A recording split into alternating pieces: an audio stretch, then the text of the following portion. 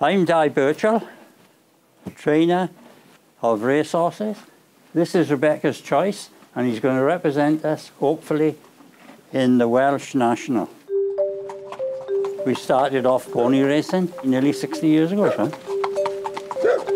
I'm out there about 6 o'clock. The horses are fed. 7 o'clock, we put some on the walker, some in the ring, and then after that, we'd ride them out. My father always used to tell me the happiest horse is the milk horse. He goes out 7 days a week. He knows exactly where he is. Well, these horses go out 6 days a week, they have 1 day off. He's been good to us, Rebecca, because he have won at Leicester, he won at Warwick. He was second in the Midland National as well. And that was quite a good race, that was.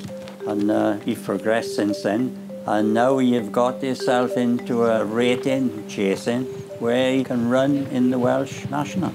And we're hoping to go there and put up a good show.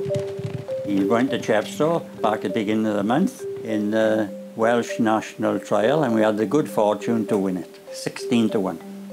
And this is our trophy.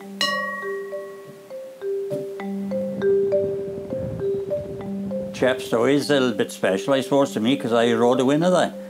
That's 60 odd years ago. Yeah, we won the silver drum. And the prize money then was £136.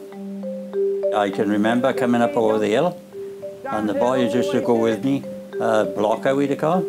He said to me, a few men in front at the top of the hill, he said, don't look back. And we didn't look back, and we won a length and a half.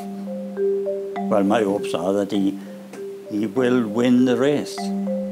We got a good horse, a good jockey, and hopefully the trainer will have him fit on the day.